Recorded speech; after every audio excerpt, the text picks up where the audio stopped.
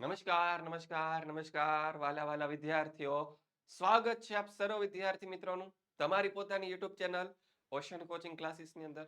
વિદ્યાર્થી મિત્રો, તમારા માટે દ્વિતીય પરીક્ષા ધોરણ 9 દ્વિતીય પરીક્ષાની તૈયારી માટે નવનીત કંપની દ્વારા તૈયાર કરવામાં આવેલું વિકાસ પરીક્ષા લક્ષી અસાઇનમેન્ટ. હા, આ જે વિકાસ પરીક્ષા લક્ષી અસાઇનમેન્ટ છે તેનું આપણે સોલ્યુશન જોવાના છે. તો એમાં આજનો આપણો વિષય છે સામાજિક વિજ્ઞાન વિષય. એની અંદર વિકલ્પો વાળો પ્રશ્ન. તો વિકલ્પોનું આપણે સંપૂર્ણ સમજૂતી સાથેનું સોલ્યુશન જોવાના છીએ. તો આ સરસ મજાનું તમારું છે વિકાસ પરીક્ષા લક્ષ્ય અસાઇનમેન્ટ. અને આ વિકાસ પરીક્ષા લક્ષ્ય અસાઇનમેન્ટની બુક મેળવવા માટેની લિંક છે ડિસ્ક્રિપ્શનમાં આપવામાં આવેલી છે. કોન્ટેક્ટ નંબર આપેલો છે 7046222254. આ નંબર પર કોન્ટેક્ટ કરીને તમે તેને મંગાવી શકો છો, ઓર્ડર કરી શકો છો. આગળ વધીએ. આજનો આપણો પહેલો પ્રશ્ન વિકલ્પો વાળો ચેપ્ટર નંબર 1 માંથી કે પ્રાચીન સમયથી ભારત અને યુરોપ વચ્ચેના વેપારનું મુખ્ય કેન્દ્ર કયું હતું? રાતા સમુદ્રના માર્ગે થઈ અને ટર્કી દેશ પાસે આવેલું કોન્સ્ટેન્ટિનોપલ. આમાં લખેલું છે. ઓકે, અહીંયા આવ્યો આપણો જવાબ. ઓપ્શન એ કોન્સ્ટેન્ટિનોપલ હતું તે મુખ્ય કેન્દ્ર હતું. પણ તુર્ક મુસલમાનો આજે જીતી લીધું પછી યુરોપિયન લોકોને બીજો જળમાર્ગ શોધવાની જરૂરિયાત ઊભી થઈ. બીજો સવાલ, નીચેનામાંથી કયું વિધાન ખોટું છે? તો કે ઈસવીસન 1757માં પ્લાસીનું યુદ્ધ થયું. ઓપ્શન એ છે. ઓપ્શન બી આપણને આપેલો છે પ્લાસીના યુદ્ધથી કંપનીને બંગાળના 24 પરગણાની જમીન મળી. પછી ઓપ્શન સી આપણને આપેલો છે કે પ્લાસીના યુદ્ધથી કંપનીને બંગાળ, બિહાર અને ઓડિશાની દીવાની સત્તા મળી અને બંગાળના નવાજ સિરાજ ઉદ્દૌલાએ પ્લાસીના યુદ્ધમાં ભાગ લીધો હતો. તો આમાં વિધાન કયું ખોટું છે? તો કે આમાં જે વિધાન છે તે આપણો ઓપ્શન સી વાળો કે પ્લાસીના યુદ્ધથી કંપનીને બંગાળ, બિહાર અને ઓરિસ્સાની દીવાની સત્તા મળી. આ વિધાન ખોટું છે. કેમ? તો કે પ્લાસીના યુદ્ધથી નહોતી મળી, બક્સરના યુદ્ધથી મળી હતી એટલા માટે. ત્યારબાદ આગળ જોઈએ. કઈ યોજના મીઠા ઝેર સમાન હતી? તો કે મીઠા ઝેર સમાન જે યોજના હતી એ હતી સહાયકારી યોજના. ચાલો, સહાયકારી યોજના છે કોને અમલમાં મૂકી હતી? કે સહાયકારી યોજના અમલમાં મૂકનાર જે વ્યક્તિ હતા તેનું નામ તમારે મને કોમેન્ટ કરીને જણાવવાનું છે. શું કરીને જણાવવાનું છે? કોમેન્ટ કરીને જણાવવાનું છે. ત્યારબાદ આગળનો પ્રશ્ન કે અંગ્રેજોએ ત્રીજો મૈસૂર વિગ્રહ કોની સાથે કર્યો? તો કે પહેલા બે હૈદર અલી સાથે કર્યો તો પ્રથમ અને દ્વિતીય. ત્રીજો અને ચોથો તો તે તેનો શક્તિશાળી પુત્ર ટીપુ સુલતાન સાથે કર્યા હતા. તો જવાબ આવશે ટીપુ સુલતાન. ત્યારબાદ આગળ કેપ ઓફ ગુડ હોપ ભૂશીરની શોધ કોણે કરી હતી? તો જવાબ આવશે બાર્થોલોમ્યુ ડાયઝે. કેપ ઓફ ગુડ હોપ એની ભૂશીરની શોધ કરેલી હતી. પછી સાયમન કમિશન કેટલા સભ્યોનું બનેલું હતું? ચેપ્ટર નંબર 5 નો પ્રશ્ન છે કે સાયમન કમિશન કેટલા સભ્યોનું બનેલું હતું? તો કે 7 સભ્યોનું બનેલું હતું. જવાબ આપણો આવશે સાયમન કમિશન 7 સભ્યોનું બનેલું હતું. તેમાં એક પણ સભ્ય હતો તે ભારતીય હતો નહીં. અને ભારતીય ન હોવાના કારણે આ સાયમન કમિશન છે તે કેવું ગયું હતું? નિષ્ફળ ગયું હતું. કારણ કે ભારતીયનો પ્રશ્ન કોણ સમજી શકે વધારે સારી રીતે? તો કે ભારતીય સમજે છે એવું કે તેઓ ભારતના નેતાઓ માનતા હતા. આથી આ નિષ્ફળ ગયું. પછી બીજો સવાલ, ડોમિનિયન સ્ટેટસ એટલે શું? તો જવાબ આવશે સંસ્થાનિક સ્વરાજ. સંસ્થાનિક સ્વરાજ એટલે કે સ્થાનિક સ્વરાજની જે સંસ્થા હોય, ગ્રામ પંચાયત, તાલુકા પંચાયત, જિલ્લા પંચાયત, આ બધાની વાત થાય છે. ઓકે, તો જવાબ આવશે આપણો ઓપ્શન એ. ત્યારબાદ આગળ જોઈએ. કાગડા કૂતરાના મોતે મરીશ પરંતુ સ્વરાજ મળે નહીં ત્યાં સુધી આશ્રમમાં પાછો નહીં ફરું, આ પ્રતિજ્ઞા કોણે લીધી હતી? તો કે આ પ્રતિજ્ઞા છે ગાંધીજીએ લીધી હતી. ક્યારે લીધી હતી?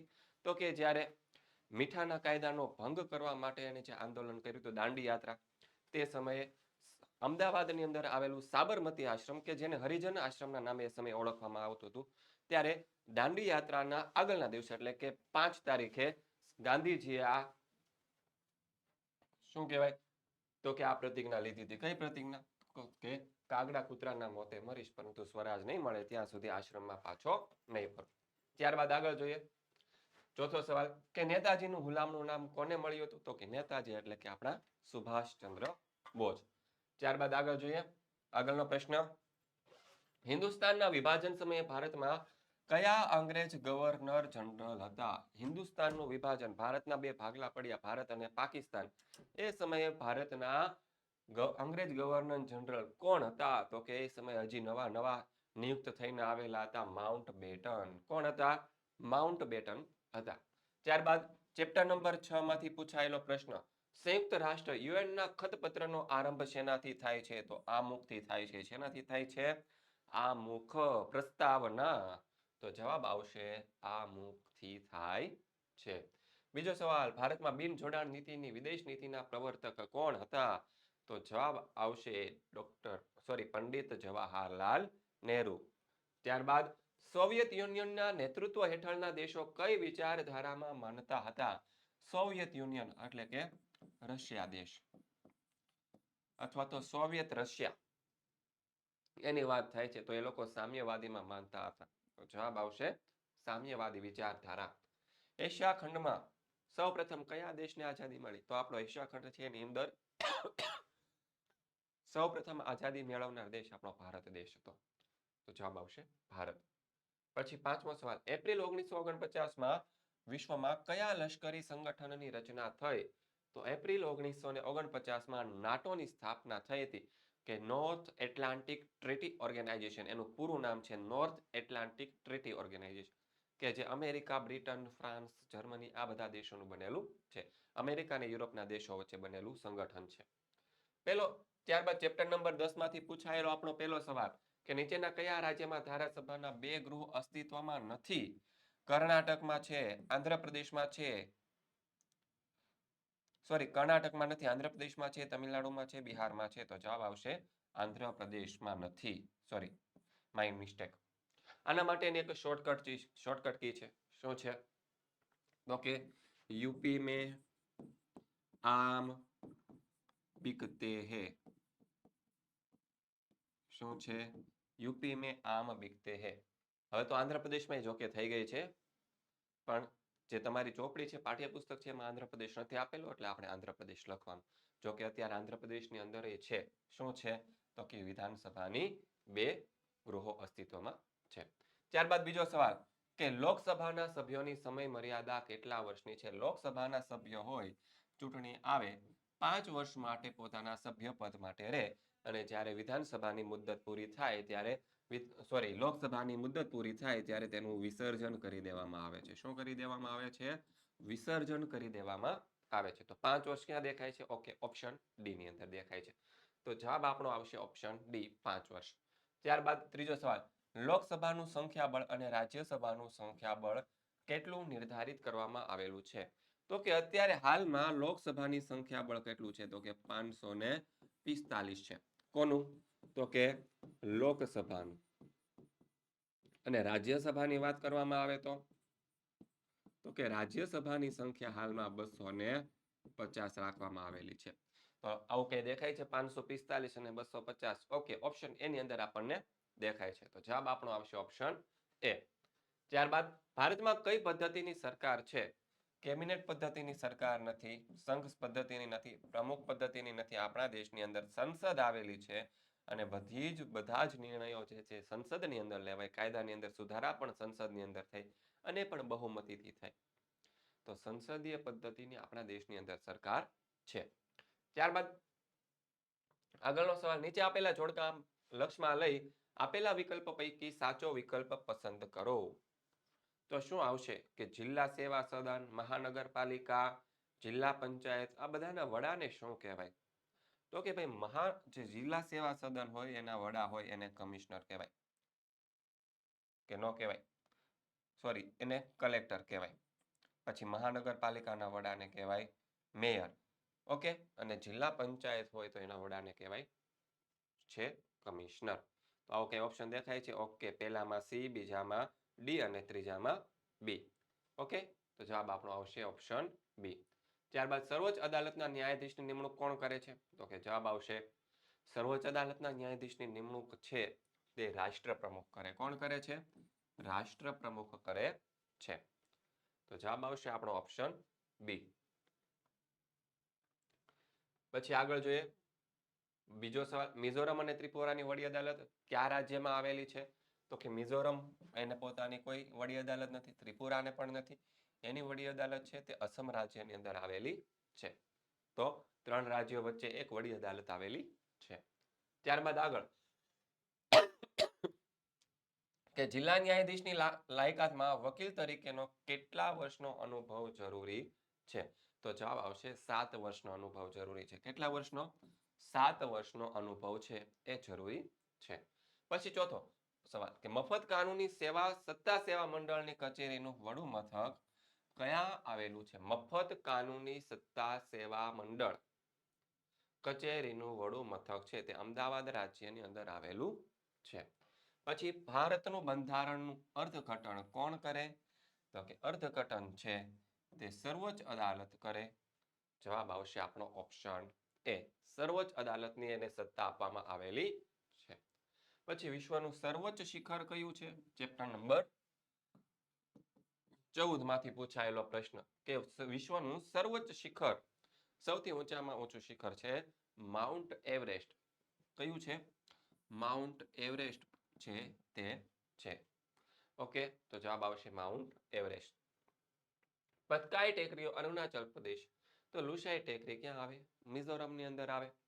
પછી અરવલ્લી અને વિંધ્યાચલ વચ્ચે કયો ઉચ્ચ પ્રદેશ આવેલો છે?